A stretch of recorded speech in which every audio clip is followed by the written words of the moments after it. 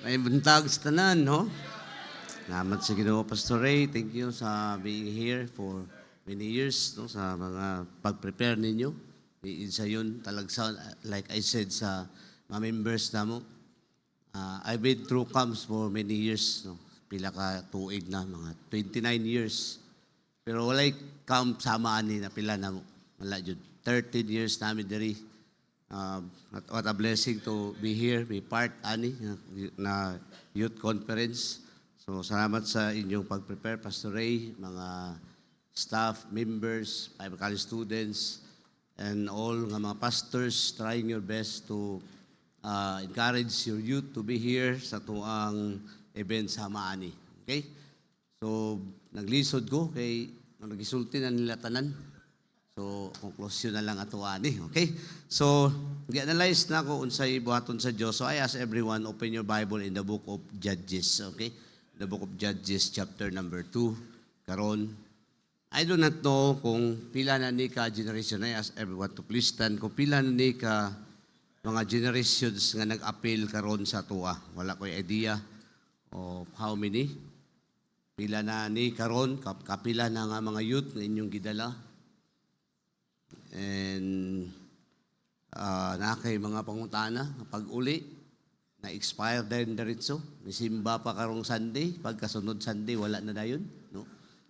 It really breaks the hearts of the pastors and the youth leaders. And I hope so karon nga buntag nga maka-learn ta karon. Okay? Sa Judges chapter number 2 verse 7. Okay.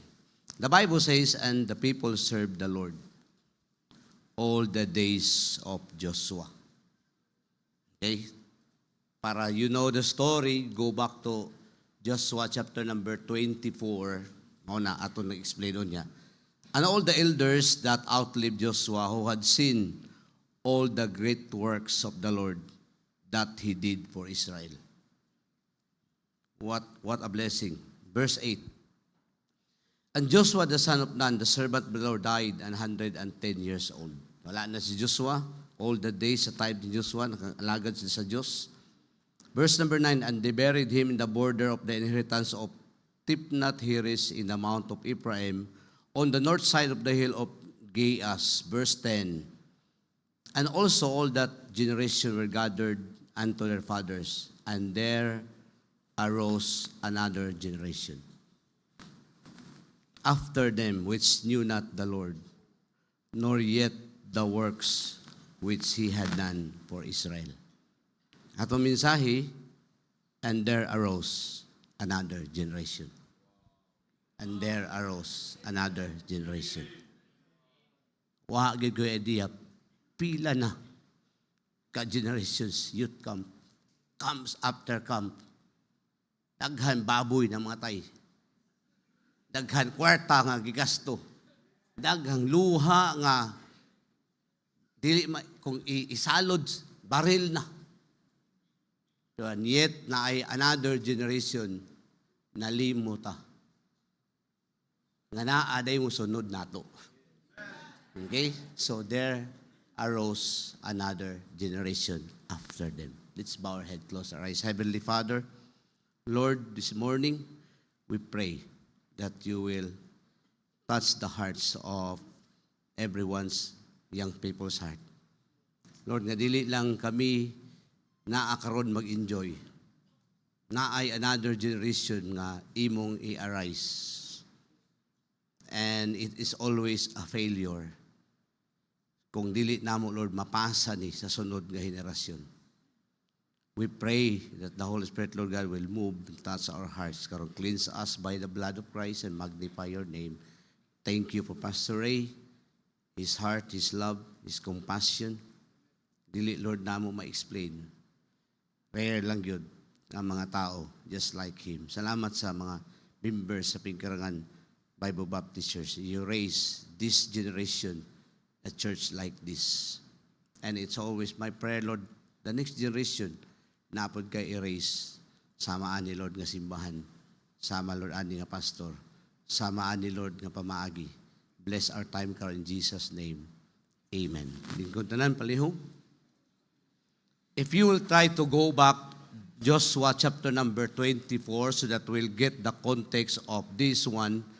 Joshua chapter number 24, gibasa na ito ganina, Judges chapter number 2, 30 years ago. So that you know the story, gibasa ni karon nga time, 30 years ago, Joshua stand up. People listen to him in his farewell message. Say goodbye before he died. And Joshua encouraged sa mga katauhan, sa mga anak sa Diyos. And Joshua said, if it seem evil unto you to serve the Lord, choose you this day whom you will serve. What a blessing, what a challenge.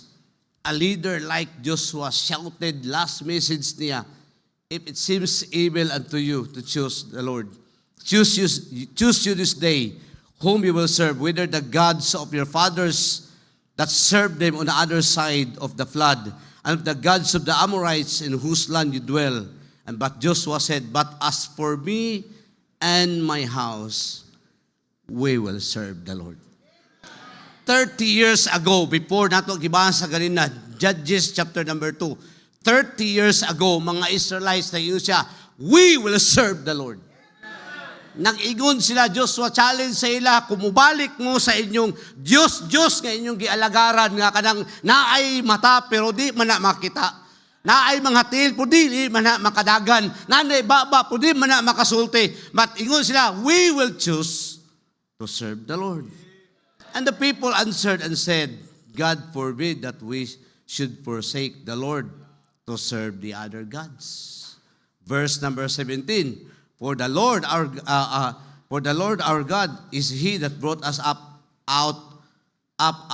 and our fathers out of the land of Egypt, from the bondage of the house of bondage, and which did those great signs in our sight, and preserves us in all the way wherein we went, and among all the people through whom we passed. And the Lord drive out the people before us, and the people, even the Amorites which dwelt in the land. Therefore will we also serve the Lord, for He is our God. Ilang gi-explain ang gibuhat sa Ginoo sa ilahang mga kinabuhi. 30 years ago, nang ingon sila, mga lagad yun mi sa Diyos. Then gibasa nato balik ta, Judges chapter number 2. Kasi 29 years ago, I gave my life during camp. Generations, camp after camps, wala namin sa grasya sa Diyos, is either mag-attend ko or mag-preach. Then as always, my prayer, Lord, naagid kay erase another kay sa amo agaling time. We need another preachers, another we train, we sacrifice, we pray because naadiri sa tuwa karon. Basin wala ka gitawag sa Dios sa ministry. Pero gitawag ka sa Ginoo in the future to be a husband. And another generation erase sa Ginoo nga husband nga godly nga kuna kay anak imong isupport para sa bulaton sa Dios. Nakadiri karon erase ka sa Ginoo as a godly mother, as a godly leader. Dili lang tatanan karon diri nga walay worth. God has a plan for us.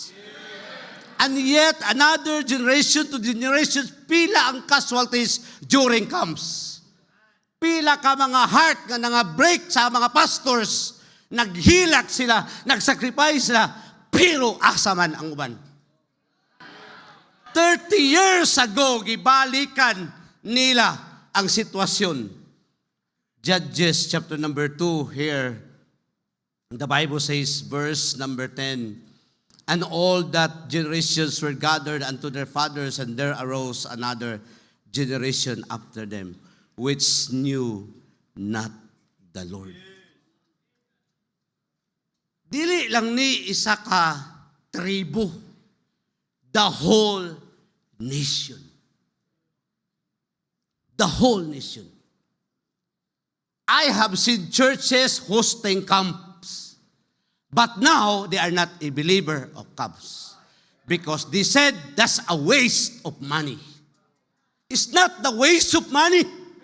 It is an eternal investment for the lives of our youth. Ang failure kung ipasa nato, mali ang pagpasa. That's the failure in our time. Then the Bible says here, wala nakaila sa Diyos. And yet, ilang gi-explain mo ni gibuhat sa Ginoo sa tuwa. Di na ako malimtan nga paghuman sa camp ang mga youth, magtabi sila. The whole month, unsay gibuhat sa Ginoo during camps. And yet, after a month, aburos. Wala na nagsimba. Wala na nangalag. So, unsa na imong ipasa sa next generation? Curse! Because God said, I have set you this day a blessing and a curse.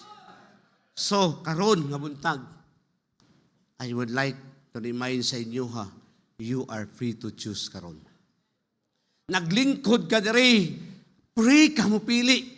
Kung gusto kang madtong impyerno, sige, piliin na. You are free to choose. If I were you, moingon jud ko, di jud ko ganahan madtong impyerno.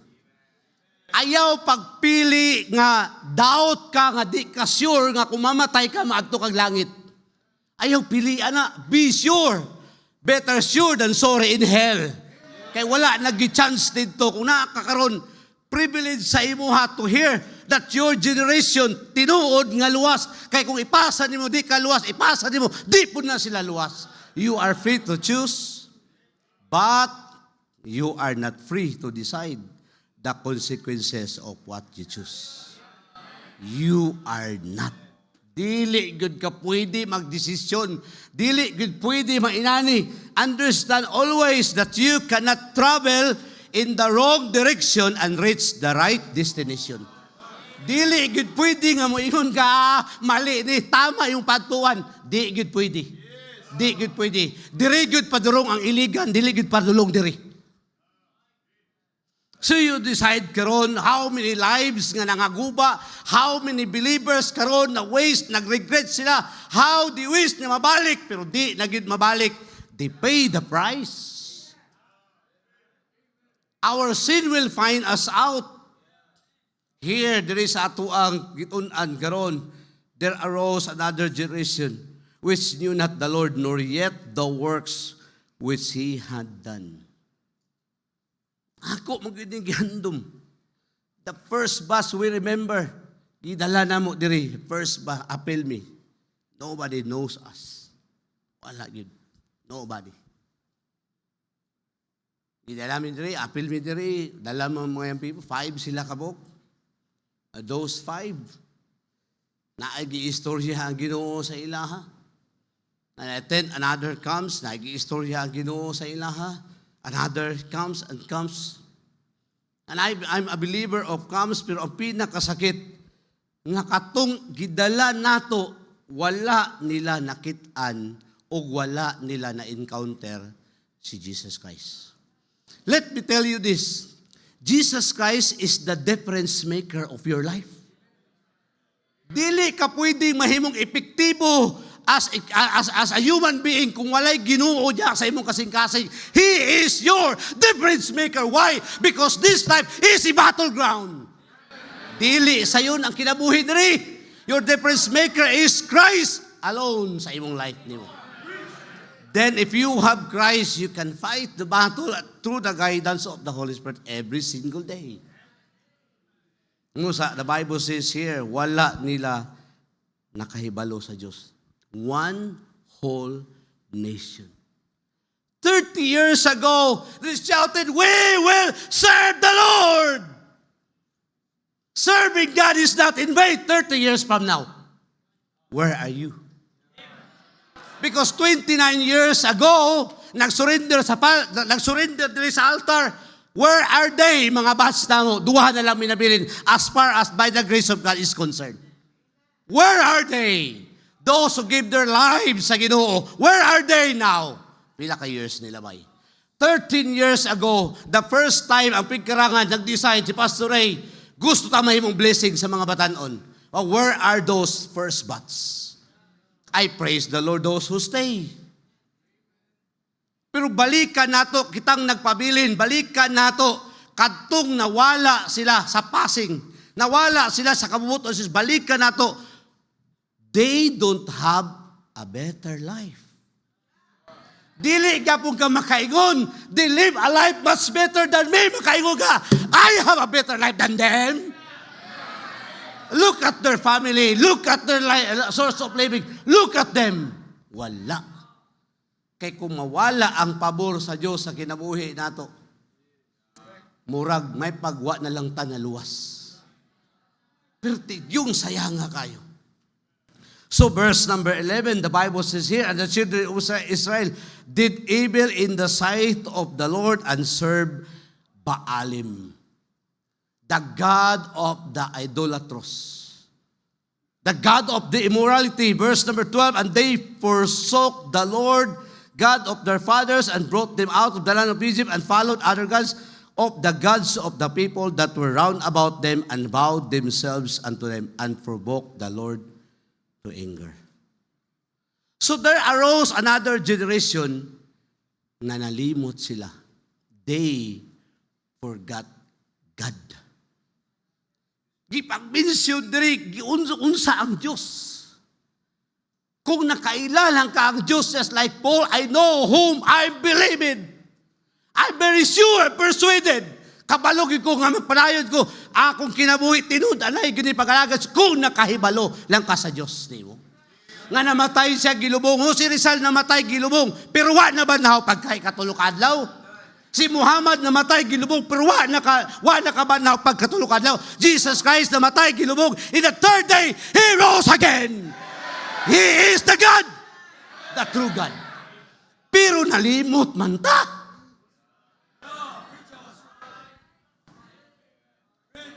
Ang Diyos, nalipay ko, kay ang Diyos, naa siya'y duha ka attitude, naa siya'y duha ka kay naiya ba, sama na ako.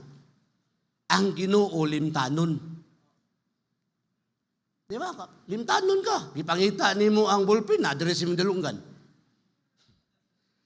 Limtanon ang Diyos. Tinud anay.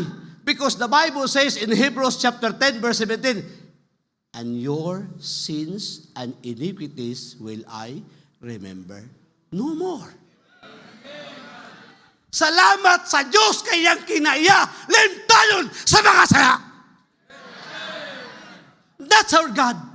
Pero kita, di gyud ta kalimot, daghang kinabuhi, relasyon ng guba, kay sige, balik-balik ang mga sala. But God is forgetful for our sins perfectly. Perfectly. Pero ang kinaiya sa Diyos, di po siya malimot. Because Hebrews 6 verse 10, God is not unrighteous to forget. Imagine mo, your work and labor of love, tanan sakripisyo, youth leaders, pastors, tanan nimong gi-invest. Ayaw kalimot, the Bible says, balusan ka sa Diyos. Bisang di na mo na ma-remember. Nalimot si Pastor Ray sa mga butang yung gimo sa mua. Pero wa nalimtan sa Diyos. Wala din. Because ang Ginoo nasa'y kainaiyaha nga dili limtanon sa mga butang para sa Diyos. Para sa mga butang sa nalimot, nangawat, magumanok, wag ko kalip, wala ko ka-remember, ala. Because the accuser of the brethren accuse us day and night. And that is Satan. And God said, I washed him by the blood of Jesus Christ. Busa, ayaw kalimot sa atong Ginoo. He supplied the needs. Tanan nga atong gipangayo, gisupply sa Ginoo, ayaw kalimot kay kung i-bless na ta, nalimot ta sa blesser. Kung naatay career, nalimot ta kay Christ that gives us career. Ayaw kalimot parang gibuhat sa Ginoo ba sa to day by day kang kanang ikaw ra gyud ang Dios nga nakaingon jud ka gibuhat gyud sa Ginoo. Ayaw tabunin na sa kwarta. Why mabuhat ang kwarta kung naguba imong kinabuhi? Wala jud. Wala jud, imuha na lang na. Why mabuhat anak kung wa na ka nagamit sa Ginoo? Why mamuhat, ana, makapalit ka sa tanan mong gusto ka, paliton, pero wa ka gigamit sa Diyos, that's useless. Wala, yun ay lami. Kaya ang kwarta kusog, iyatanan sa Ginoo, ayaw kalimot, ana. Because there arose another generation nga unta, dili ta malimot sa gibuhat sa Diyos. We told kamo mga numinyo mo, isulti na sa inyong anak, mauni sa una. 2025, mauni ang among gibuhat di. Ngunit gibuhat sa Ginoo. Talk to them sa gibuhat sa Ginoo sa ila. Ang pinakasakit, nga wa ka nakakita as a member of the local church, giunsa sa Ginoo mo. Musa gitry na mo og simba, walay atop. Magdalamig payong, so that ignan ako sila, pila ka mga years, kini nga adlaw, istorya nato ni. Nakatesting na! Nakatesting ta og yuta, nakatesting ta og salog, nakatesting ta before gibutang ta sa Ginoong simento. Talk to our children! Nga di na to malimtan ang gibuhat sa Diyos. Ni anihim diri una sa kaimig panel. Silver Lights Bakery. Panel, padulong diri. And yet, wala na sayang. Because I told them, ayaw mong kalimot.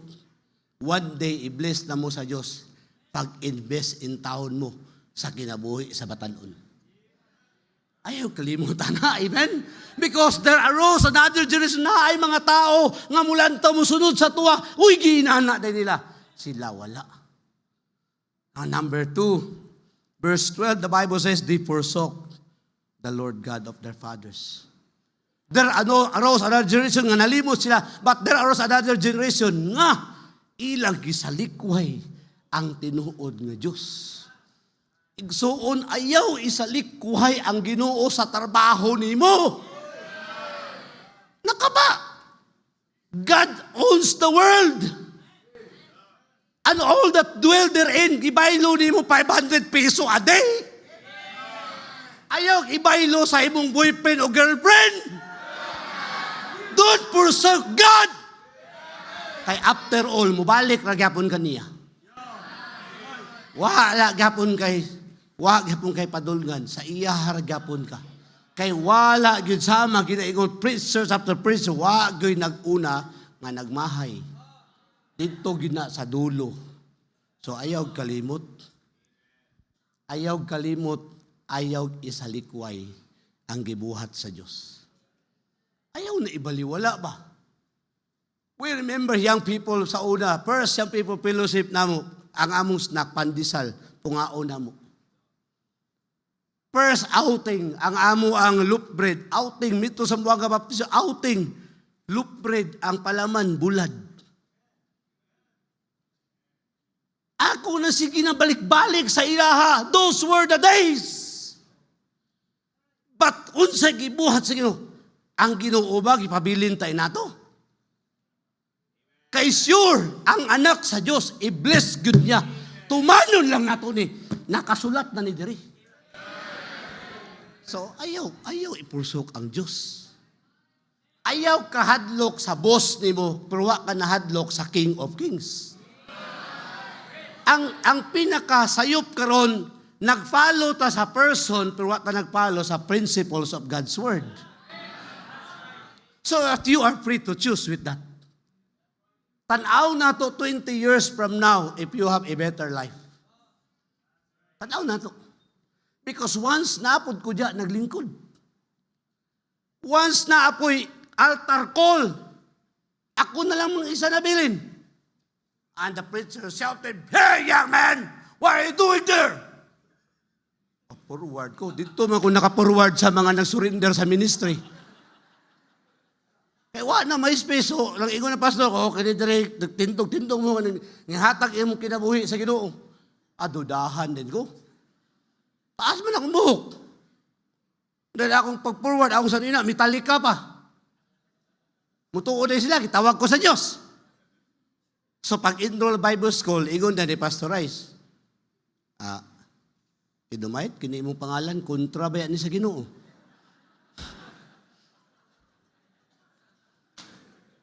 ka nga, gitawag yun ka sa Diyos? Or basing sitsitan lang ka? Pwede mag-observe lang sa amin sa imuha 1 year. Pero tingala ko, ang akong gidala nga po, sir, si Allen, wa gyud gidudahan ni pastor. Nga kung wa pa'y krimen, klaro gito, mapriso siya. Hindi lang ako libo. Ayaw kalimut, anak. Talk to that, unsay gipambuhat sa Ginoo sa tuwa kinabuhi. Grabe ang gibuhat sa Ginoo, dan imong i-forsake. Na. Grabe. Sa atong uto ka na. Verse number 14. This is what the Bible says here.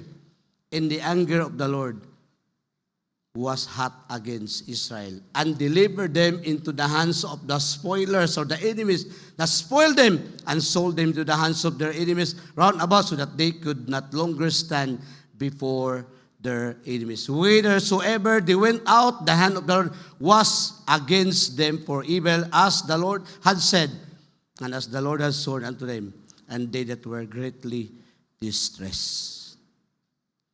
There arose another generation nga nalimot, forgot, kung sa gibuhat sa Ginoo. There arose another generation that forsook God.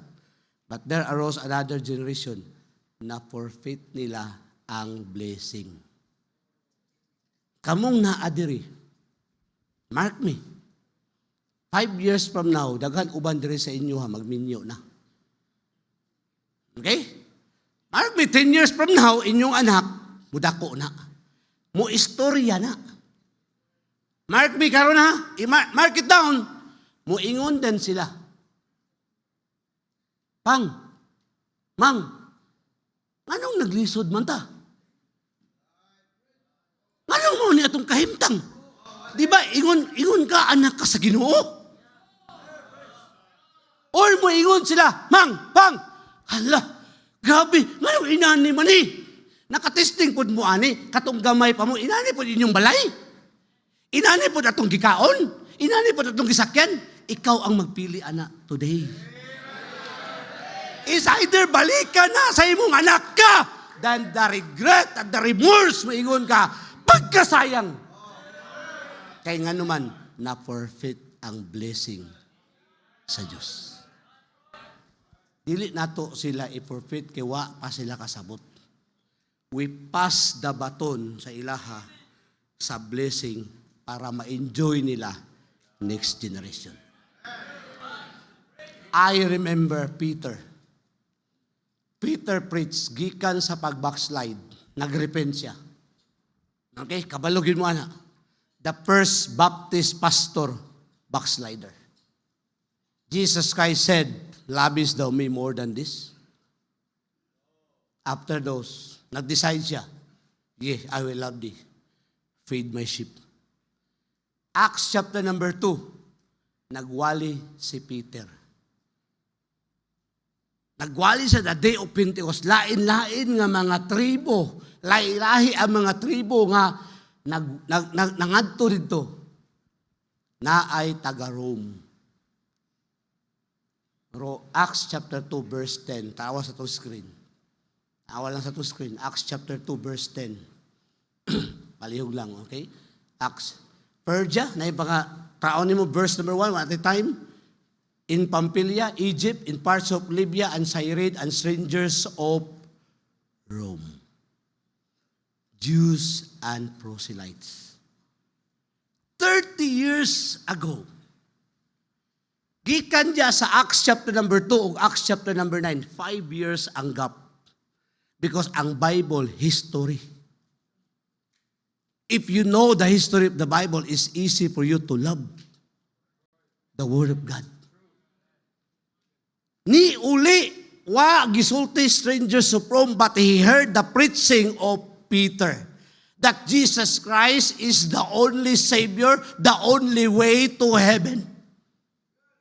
It's not Mary, it's not good works, nothing about ourselves to lead us to go to heaven is by faith in Christ and receive Him as our personal Savior. Kay ang tinuod nga mangga ang bunga. Ang tinuod nga santol-santol ang bunga. Kung ang tinuod watermelon, watermelon ang bunga. Pero kung tinuod nga Kristohanon, Kristohanon ang bunga. Dili pwede magbunga nga ka. Mamunga gyud ang tanan. Now, Paul, wa pa siya nakaadto sa Rome, wa pa jud. Winter time, na siya sa Corinth. How he wish, gusto siya maadto sa Rome, gusto siya maadto, pero iyang gisulat. Tertius, kay nana ko, Aritis, isulat na. Acts 22, igo niya, I, Tertius, wrote this book. Pero unsa iyang gisulat? In Romans chapter 1, verse 7. Mo ni atong himuon karon. To all that be in Rome. Ganahan yun si Paul, ganahan yun siya maadto sa Rome. Pero wa siya idea nga dito siya mamatay. Pero wa pa siya nakaadto. 30 years, sige siya kadungog, kung saan na. Because ang Rome is under the Roman Empire. What in this world gana ay Bible Baptist Church sa Afghanistan? What in this world gana ay Bible Baptist Church, Baptist Mission dito sa Iraq? In the midst of those dangerous nga nasod, kana dangerous na Rome. But Paul wrote, to all that be in Rome, beloved God, called to be saints, grace to you and peace from God our Father and the Lord Jesus Christ. Verse 8. This is what I like. First, I thank my God through Jesus Christ for you all, that your faith is spoken. Not only in this place, but throughout the whole world. If our faith is true and genuine before God, iistorya na ang pagtuo nagsugod di sa Pingkirangan Bible Baptist Church. And yet, niadto sa lain-lain lugar, 30 years from now, we turn the world upside down through you. Because God can use you karon. So, surrender means surrender. Sama aning papel, walay sulat. Mo ni. So atong gusto, mo ni, faithfulness in serving God. That there arose another generation that faithfully serve God. I hope you choose karon. I hope you choose karon to be saved. I hope so. Enough is enough ang hypocrisy. Di na makatabang nimo. Enough is enough. Give your life to God karon. Kay atong goal, faithfulness or faithful in serving God. The last, kini atong kinabuhi, why sulat? Ibutang lang diri ang imong pangalan sa ubos. Because this is what surrender means. Surrender means is assigning name at the bottom of a piece of paper and allowing God to fill in all the details. So lati lang diha, Lord, blanco ni. Ikaw na ibahalaan ni. Ikaw na. Because there arose another generation. There arose. Bow your head, close your eyes. Heavenly Father, Lord, salamat sa pulong nimo. Help us, Lord, to understand today nga wala lang minangalagad sa imuha, kami lang nga generation. Another generations will come. Another generations will come again. And Lord, lantawon niya unsay gibuhat nimo sa among kinabuhi. Akong gipasalamatan, O Diyos, nga naabta na namo si Pastor Ray o ang Pingkirangan Bible Baptist Church 13 years ago. Sadyang nag-host sila, Lord, silang first youth conference. We are just only delegates sa mga pipila ka mga young people. And yet, Lord, we go home. We decide to surrender. And Lord, salamat. You put all the details. Amo lang gisubmit sa imuha ang among empty nga kinabuhi nga gialaw namo ikaw ang magsulat diha. Karon Lord, kung nayo dili save karon, save them. Kung naa kay gitawag karon Lord, talk to them karon. Nga buntag. I've done my part. Thank you for your grace. Thank you for your faithfulness. Thank you for the privilege. Thank you for Pastor Ray. Thank you sa Holy Spirit. Thank you sa Bible. Thank you for this church. Thank you for all the pastors. Magnify your name today in Jesus' name. Amen. Thank you, Pastor Edomite. I ask everybody to please stand up and bow your head and close your eyes while the piano will play very softly. Just bow your head and close your eyes. No one is looking around. Just think about yourself. Ayaw pagunahuna sa ubang mga tao. Just think about God. Guna na ang imong kaugalingon diya sa Ginoo. Now, I want to give an invitation sa mga young people. Maybe you are not saved. Maybe you don't have assurance. Sapagkat tinudanay, wala ka makasiguro sa imong kaluwasan. Ang pagkabaptis, dili mao'y makaluwas. Even nagpabaptize na ka. But deep in your heart, you know that you are not saved. You don't have Christ in your heart. Usa ka peligro kaayo usahay. Na nagdako mo sa simbahan pero wala mo maluwas. Inigbalik sa Ginoo, wala na panahon pa.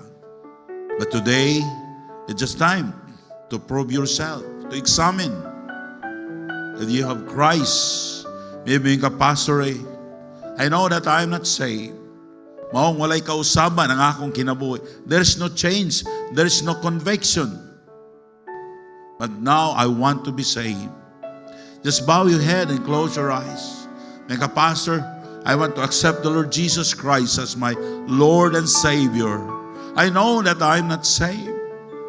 That now I will open my heart and I will accept the Lord Jesus Christ as my Lord and Savior.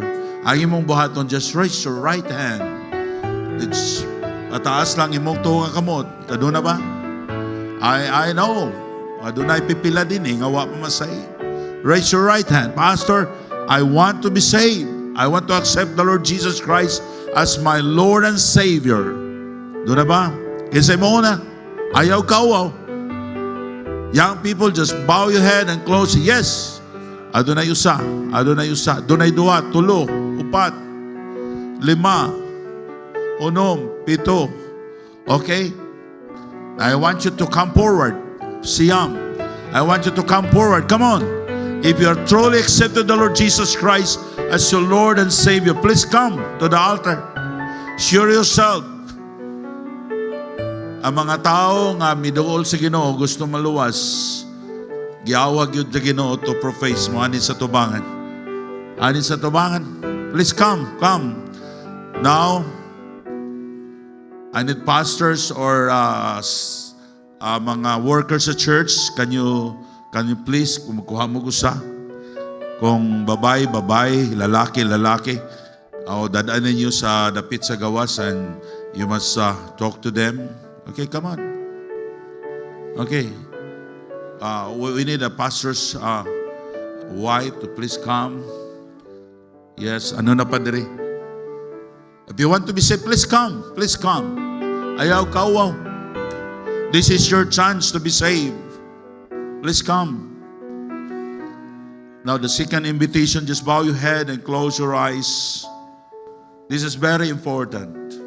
When you obey the will of God in your life, diyan mo makita ang real joy sa imo kinabuhi. Og dili gyud ka magmahay. Never. Maybe God is speaking to your heart and God's calling you. You know that God is calling you to become a missionary na mag-eskwela sa Bible school. Maybe dugay na ang Ginoo nagatawag nimo. Can you raise your right hand? Pastor, please pray for me. God is calling me to be a missionary. Amen. It's 1 hand, 2, 3, 4. Can you please come to the altar? Come on. You come first to the altar in this side. Let's come to the altar. Please, somebody will count them. Let's count them. You kneel down. Yeah. Please come. Please come. Ayaw pagahiya ang imong kasing-kasing. If God will speak to your heart, you need to come. You need to come. Because that's very important thing sa imong kinawa. Please come. Please come. Please come. What about line? Kung nagigsulti ang Ginoo nimo sa imong kasing-kasing, come on. I'm not saying right away, muskwila ka sa Bible school, no. Para lang maampuan ka na mo, please come. Ado na pa may line? Amen. Amen. Please come. Young people, ayog balibari ang Ginoo. God, He wants to use you. Please come. Come on. Move and come to the front. Now I know that God karon nakigsulti sa atong kasing-kasing. Maybe in the first speaker, maybe in the second speaker, and first message, second message, and the third message. Why you will not come? Ani sa tubangan. Come on, young people, please come to the altar, kneel down. Pastor, I want to give my life to the Lord. Please come to the altar. Ayaw kawa, ani sa tubangan. Come on. Una ang mga lalaki, please come. Now, ang Ginoo, kung nagkigsulti siya sa imong kasing-kasing karon, ani sa tubangan. Wa ka masayod, unsay buhaton, ipabuhat sa Ginoo nimo. Just give your life to the Lord. Young people, just come forward. You have enough space, dinhi. Please come. Come. Ayaw ninyo dumili ang Ginoo. Ang atong pag-alagad sa Diyos, importante kayo ni sa atong kinabuhi.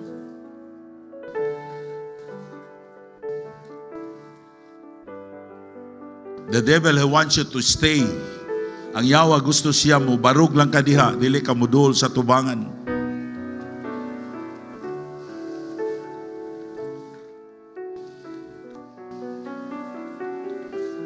We are reminded that God's word will stand forever.